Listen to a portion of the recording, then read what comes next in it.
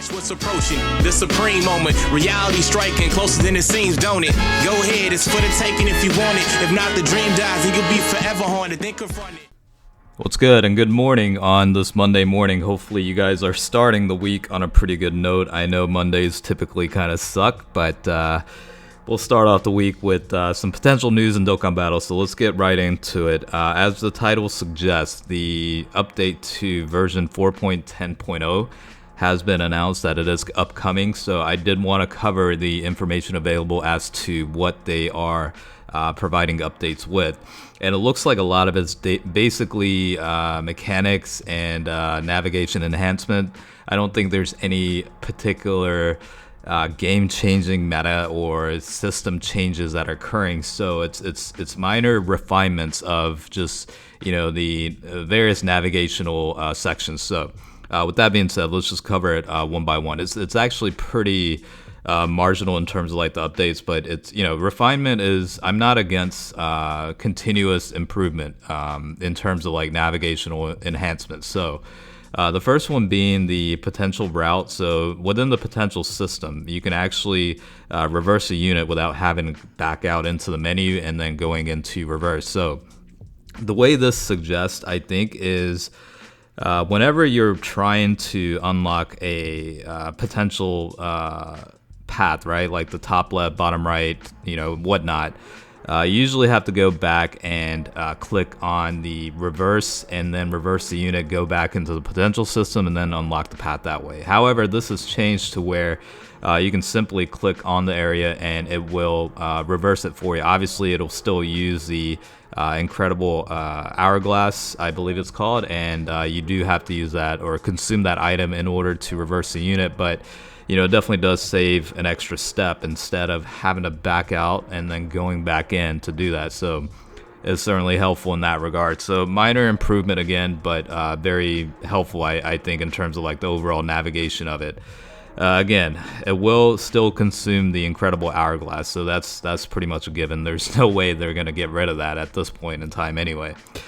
Now, the other portion is basically the improvements to like the awakening and training sessions. So if we go to the awakening portion, this is basically the awakening portion.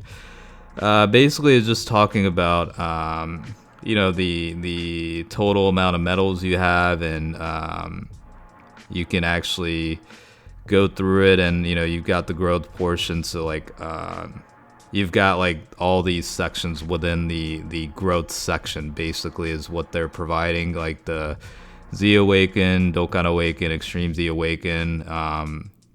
You can basically run through this and awaken the unit. So yeah, that's pretty much the deal with that one. And then for the support item, again, this is pretty minor, but whenever you have an item already selected, you can simply tap that section to remove the item instead of going through the individual pieces to remove the item itself. So that's pretty cool, I guess. Not really that big of a improvement, to be honest, but any refinement is obviously pretty helpful.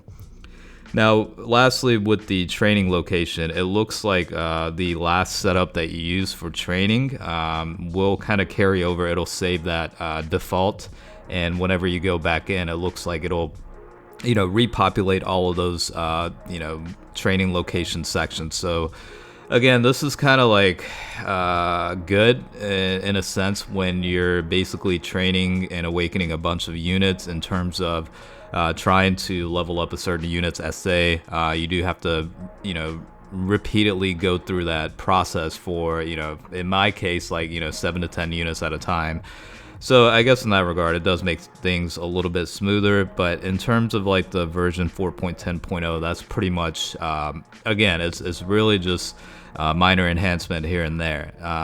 Outside of that, I didn't really notice much in the campaign news itself, but under the maintenance section, again, this is a reminder for the Android users that, look, you simply do have to back this up. Back up your game. You've got various ways to do it now since the transfer codes are pretty much obsolete. You have the Google account and Facebook and whatever. So like you do have a couple of different variations of how to back that up. It's important to do that because, again, they're stressing that if you reinstall the app itself and it's not backed up to any sort of account, then you're not going to be able to recover that account.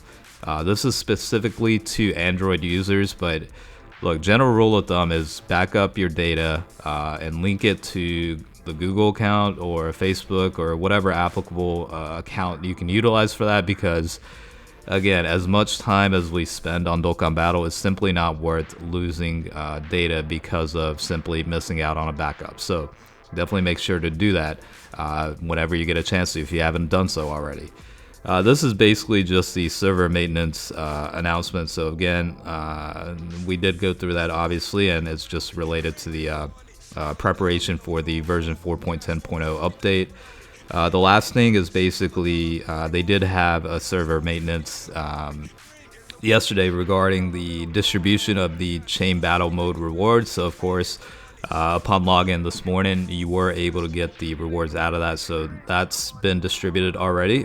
Pretty decent amount of stuff. I mean, if you get in within a decent percentile within the ranks, the best thing for me was the amount of potential orbs. So that was very, very appreciative. I mean, I was running a little bit low since I've been investing a lot of potential orbs into random 100% potential units. So, certainly welcome on my end. So I don't know how often the chain battle mode itself will take place. I think at this point, they're simply reviewing how the very first rollout with the most current version went, and they're probably thinking about how to go about it going forward, taking some feedback on, how things went, maybe player engagement, stuff like that. So we'll see what the future holds when it comes to the future of chain battle mode itself. So, I mean, personally, I think it's good. The rewards are really good. It doesn't take a whole lot of time to invest to do it per day. And,